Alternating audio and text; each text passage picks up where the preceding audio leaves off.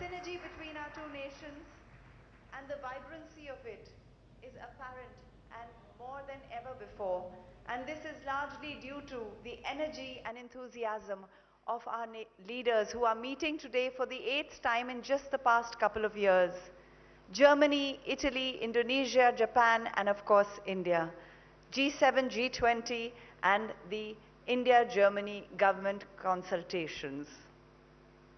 I think, Shivani, we all sense in the room at this moment what a special moment this is. A special moment during the 3rd Asia-Pacific conference that is taking place in India now. And at the same time, we have the intergovernmental consultations. And what we also sense this morning is how important it is to come together, to speak together, and also to exchange the view on sensitivities together. Yes, it is essential. And I think just to be together in this room, people from both countries, listening to each other, being sensitive to what is being said, and carrying through in what is being done and what can be done is the magic of the moment. And now I'd like to take this opportunity to welcome the Chancellor. Wir begrüßen Sie sehr herzlich, Herr Bundeskanzler Scholz. Wir freuen uns sehr, dass Sie nach Neu-Delhi gekommen sind. Danke. May I please request the Honorable Chancellor Scholz to come and share a few words with us, and we will leave this podium for you, Honorable Chancellor, to be able to address the audience at APK 2024.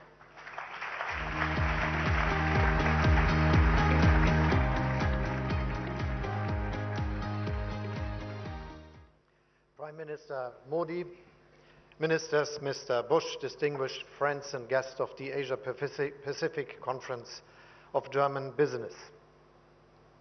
A few days ago, economists Darren Acemoglu, Simon Johnson, and James Robinson were awarded the so-called Nobel Prize in Economic Sciences. They received this prestigious accolade for their work on how democracies and democratic institutions spurs prosperity and economic growth. I think it's important that they all worked on this and wrote a lot of letters and text on this question. And Simon Johnson added in a recent interview that true, genuine, inclusive democracy matters very clearly when it comes to economic success. The organizers of this year's Asia-Pacific Conference of German Business probably didn't foresee the decisions by the Royal Swedish Academy. But by inviting us to India, you had the right instinct. Today, we are meeting in the world's biggest democracy, the fastest growing major economy in the world with the most rapidly expanding renewable energy sector of any major economy. A country at the heart of the world's most dynamic region, the Asia-Pacific. In a nutshell, the Asia-Pacific Conference has come to the right place at the right time. Prime Minister Modi, thank you very much for your kind hospitality, and thanks also to our co-hosts Robert Habeck and Roland Busch, and of course to you, Minister Goyal, for organizing this conference.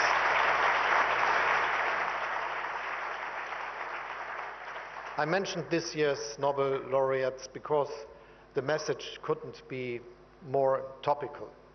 Not only do many democracies face pressure from within, from populists and extremists who peddle simplistic solutions to highly complex problems. What also worries me is an erosion of international institutions and the rules that we have created through them.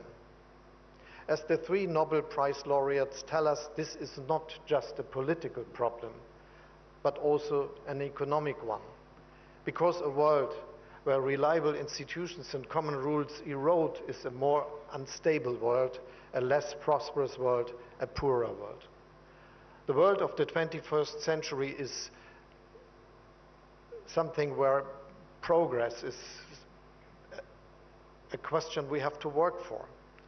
But in a multipolar world, there is no global policeman, no single watchdog monitoring our common rules and institutions. Each and every one of us is called upon to defend and uphold them. If Russia was to succeed with its illegal, brutal war against Ukraine, there would be repercussions far beyond Europe's borders. Such an outcome would endanger global security and prosperity as a whole. The Middle East remains another constant source of tension and a stark reminder of the human cost of division and the world's inability to reach political solutions. The Korean Peninsula, the South and East China Sea all remain flashpoints of potential conflicts, even though we all hope that these conflicts can be contained. So my first message to all of you today is this: let us do whatever we can to bring about political solutions to these conflicts, solutions that are based on international law and the principles of the UN Charter. This is not only an ethical and political obligation. It is also imperative if we want to safeguard prosperity and trade and economic cooperation. We need to match words with deeds. The visit of a German frigate to India, as well as to Japan, Korea, and Southeast Asian countries, underlines our commitment to open seas and international law. At our intergovernmental consultations with India, we also want to deepen our cooperation on defense and agree to bring our militaries closer together. Our overall message is clear: we need more cooperation, not less. Globalization has been and remains a tremendous success story for all of our nations. Around 1 billion people in developing and middle-income countries alone have joined the middle class thanks to global value chains, cross-border investments, and economic cooperation. Many countries in the Asia-Pacific region are perfect examples here. This is why I keep telling the proponents of deglobalization and decoupling, or whatever the protectionists' policies are being called these days, let's be careful.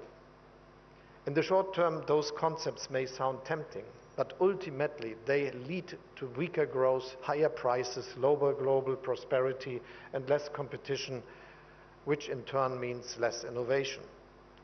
We need to take a different approach, one that I would like to call being open without being naive.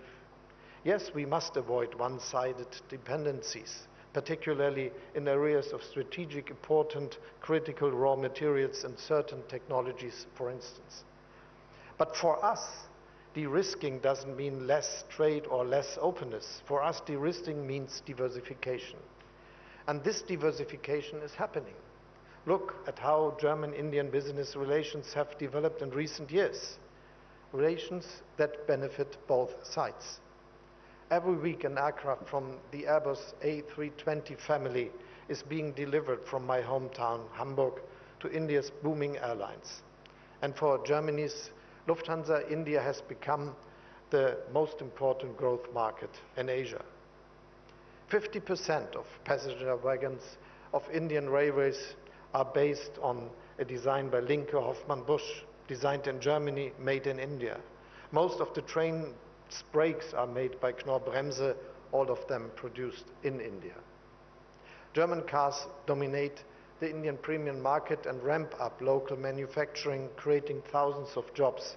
In return, the modern software in a Mercedes-Benz vehicle comes from Bengaluru. And you, Mr. Bush, recently wrote in an article that Siemens is seeking to take industrial AI to the next level with the help of talent based here in India. Opportunities abound for both sides. And I could tell similar stories of German companies working in Indonesia, Malaysia, Vietnam, South Korea, Japan, or other countries in the region. We want to drive this positive development. Free trade is at its core. However, free trade doesn't mean trade without rules or institutions. On the contrary, a crucial institution when it comes to increasing global prosperity is the World Trade Organization. All of us are better off when its principles are respected again and we don't lash out on each other with tariffs. I'm personally committed to achieving this. On the one hand, this means restoring the legal system for setting trade disputes. And on the other hand, China, now an industrial giant, should give up the special treatment it has received as a developing country. Together, these steps can lead us to finally lifting the blockade at the WTO, a blockade which is a danger to free and fair trade. Countries of your region understand that. The comprehensive and progressive agreement for Trans-Pacific Partnership is an impressive commitment to free and fair trade. This agreement has spurred the European Union's own free trade ambitions with regard to the Indo-Pacific. Our existing agreements with Japan, South Korea, Vietnam, Singapore and New Zealand are a testimony to this. But we need to be more ambitious.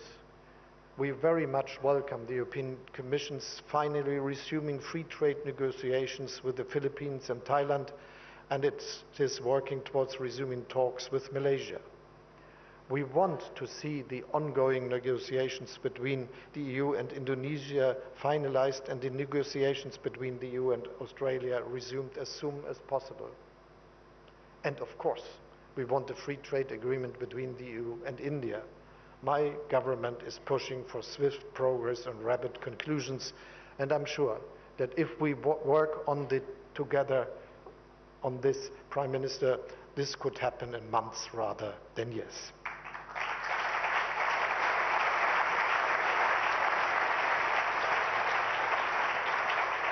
There is one last aspect that I would like to mention, as it underlines what I mean by being open without being naive. Only a few days ago, the German government agreed on a strategy to attract skilled Indian employees to Germany. Even today, Indians are the largest group of foreign students at our universities. Last year alone, the number of Indians working in Germany grew by 23,000. Their talent is a welcome addition to our labor market. And let me add, we don't just welcome talent from India to work in Germany, but from all of your countries. To make this happen, we passed one of the world's most progressive laws for labor immigration. We are digitizing our visa process, speeding up procedures and making them more user-friendly. At the same time, we are reducing irregular migration and facilitating returns of those who have no right to be in our country. The message is that Germany is open for skilled workers, but that we can decide who comes. This is important because only then will our citizens continue to accept our openness. This brings me back to the beginning of my remarks and the three winners of the Nobel Prize. One of the key lessons of their work is that open societies are more likely to prosper. We need to maintain the spirit of openness in our countries and in today's world. So let us be the ones that spread it. Thank you very much.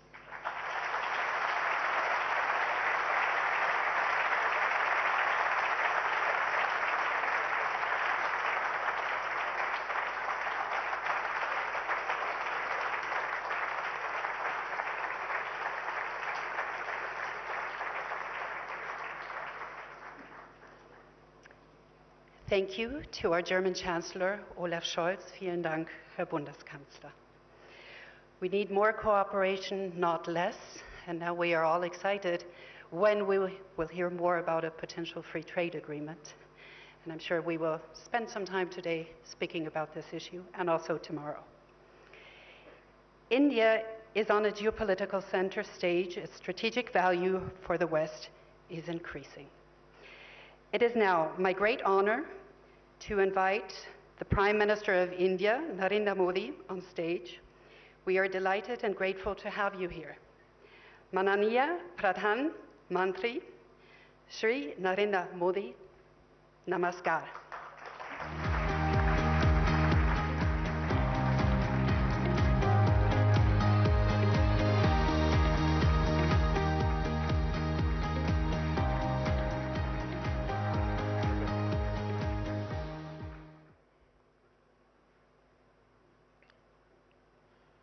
Excellency, Chancellor Solch,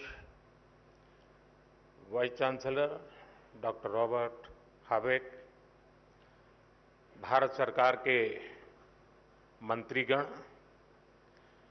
Asia Pacific committee of German business के chairman doctor Bush, Bharat, Germany और Indo Pacific देशों के industry leaders, देवी और सज्जनों, नमस्कार, गुटन टाग।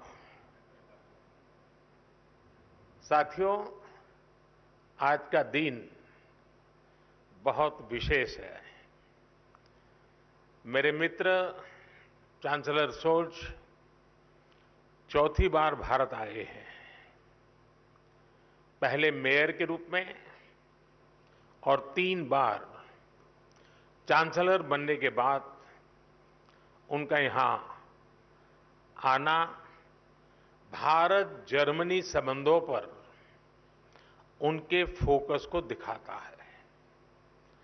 12 साल के बाद भारत में Asia Pacific conference of German business का आयोजन हो रहा है। एक तरफ यहां सीईओ की फोरम की बैठक हो रही है, दूसरी तरफ हमारी नौसेना साथ में अभ्यास कर रही है।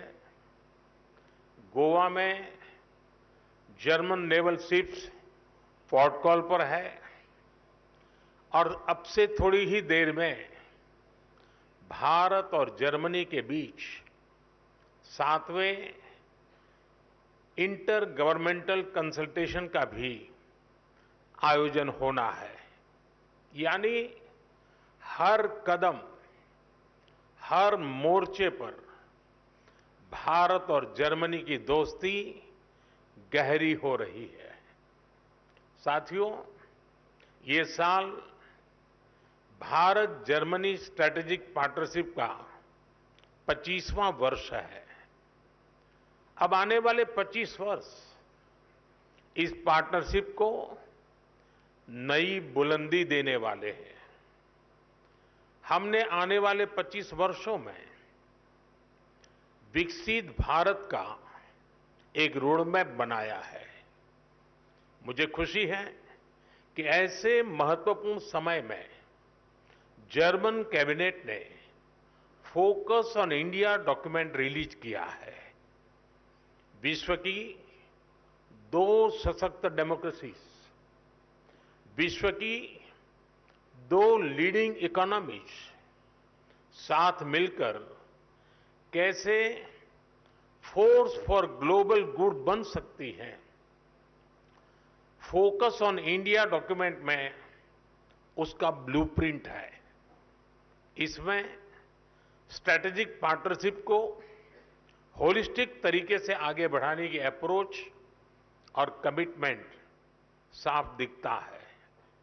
खास तौर पर भारत की स्किल्ड मैन पावर पर जर्मनी ने जो भरोसा जताया है वो अद्भुत है।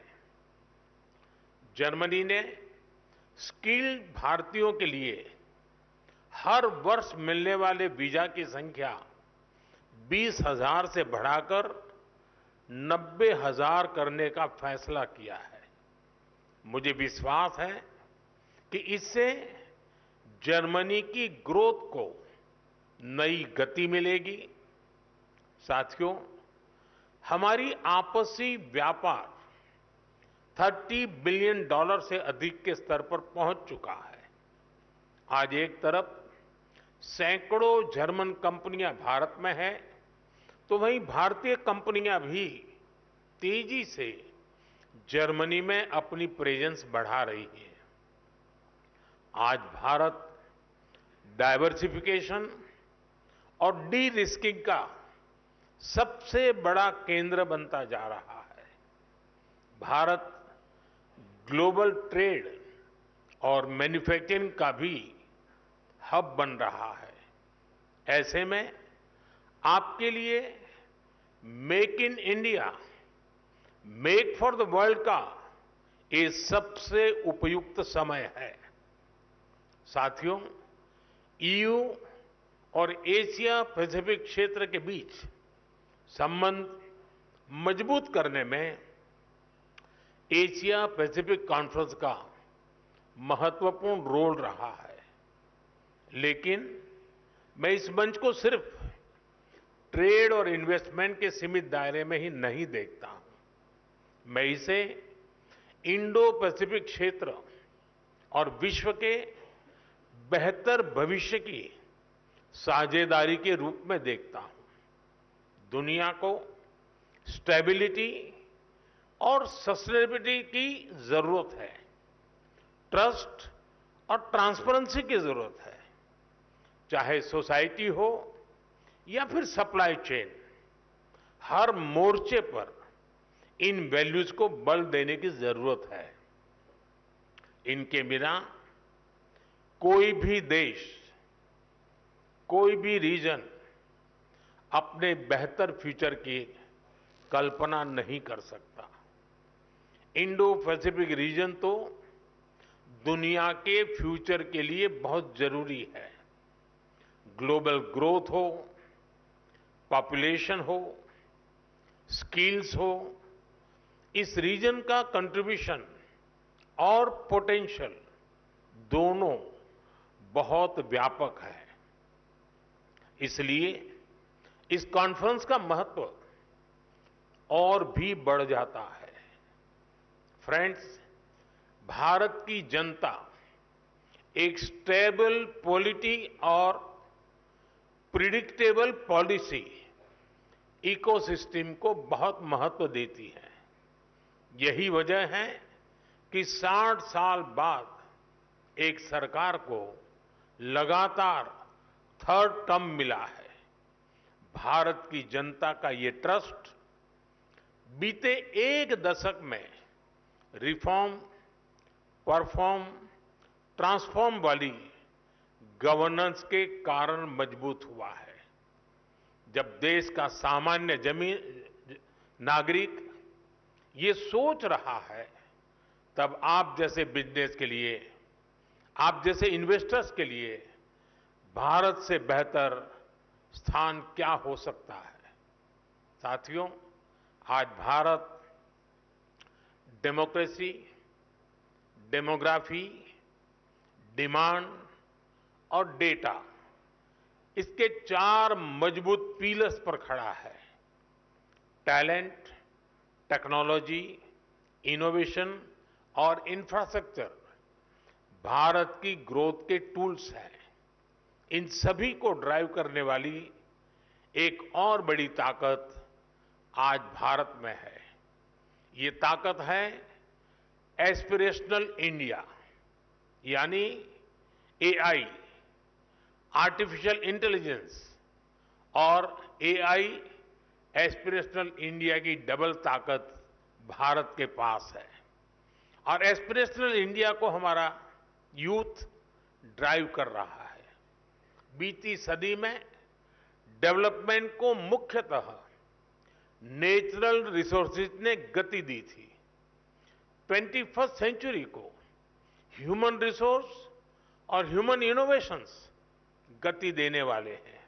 इसलिए भारत अपने यूथ की स्किल्स और टेक्नोलॉजी के डेमोक्रेटाइजेशन पर बहुत फोकस कर रहा है। साथियों, भारत भविष्य की दुनिया की जरूरतों के लिए आज काम कर रहा है। हमारा मिशन एआई हो, हमारा सेमीकंडक्टर मिशन हो, मिशन क्वांटम हो, मिशन ग्रीन हाइड्रोजन हो, स्पेस टेक्नोलॉजी से जुड़े मिशन हो, डिजिटल इंडिया का मिशन हो, इन सभी का लक्ष्य दुनिया के लिए बेहतरीन और विश्वसनीय समाधान देना है। आप सभी साथियों के लिए इन क्षेत्रों में इन्वेस्टमेंट्स और कोलैबोरेशंस की अनेक संभावनाएं हैं। साथियों, भारत हर इनोवेशन को एक शानदार प्लेटफॉर्म और बेहतरीन इंफ्रास्ट्रक्चर देने के लिए कमिटेड है। हमारा डिजिटल पब्लिक इंफ्रास्ट्रक्चर, नए स्टार्टअप्स और इंडस्ट्री 4.0 के लिए अनंत संभावनाओं के द्वार खोल रहा है। आज भारत अपने फिजिकल इंफ्रास्ट्रक्चर को पूरी तरह से ट्रांसफॉर्म करने में जुटा है। रेल, रोड, एयरपोर्ट और पोर्ट में रिकॉर्ड इन्वेस्टमेंट किया जा रहा है। इसमें जर्मन और इंडो पैसिफिक रीजन की कंपनियों के लिए अनेक संभावनाएं हैं। मुझे खुशी है कि रिन्यूएबल एनर्जी को लेकर भारत और जर्मनी मिलकर काम कर रहे हैं। पिछले महीने ही गुजरात में जर्मनी के साथ मिलकर चौथा global renewable energy investors meet आयोजित किया गया है। ग्लोबल लेवल पर रिन्यूएबल एनर्जी में निवेश के लिए भारत जर्मनी प्लेटफॉर्म भी लॉन्च किया गया है। मुझे उम्मीद है कि ग्रीन हाइड्रोजन इकोसिस्टम की जो संभावनाएं भारत ने बनाई है, उसका फायदा भी आप जरूर उठाएंगे।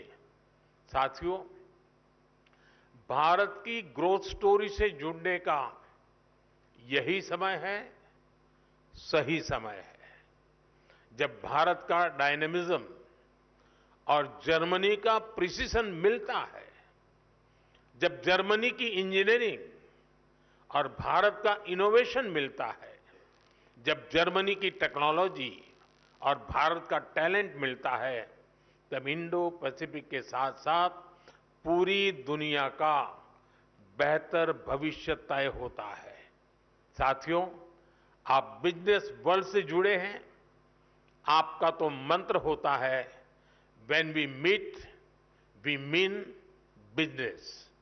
लेकिन भारत आना सिर्फ बिजनेस ही नहीं होता। भारत के कल्चर, कुजीन और शॉपिंग को आपने समय नहीं दिया तो आप बहुत कुछ मिस करेंगे। मैं आपको विश्वास दिलाता हूं, you will be happy and back home your family will be happier. ये कॉन्फ्रेंस और भारत में आपका स्टे दोनों मंगल हो, इसी कामना के साथ आप सभी का बहुत बहुत धन्यवाद। Thank you.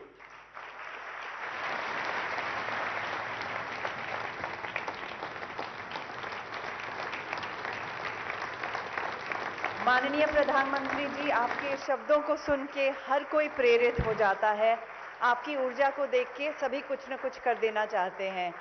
भले ही हर एक भारतीय नागरिक डिजिटल टेक्नोलॉजी से वाकिफ हो न हो, लेकिन हर एक इंसान, यहाँ का हर एक नागरिक अवश्य एआई बन सकता है, यानी कि एस्पिरेशनल इंडियन। हमारे सौभाग्य कि आपने आज इतनी सारी बातें कही। It is a great honour and privilege. Germany and India's friendship over the last 25 years has been going on, and now in the next 25 years it will take a very, very substantial way forward. Thank you, Honorable. तो आप देख रहे थे 18वें Asia Pacific conference में प्रधानमंत्री नरेंद्र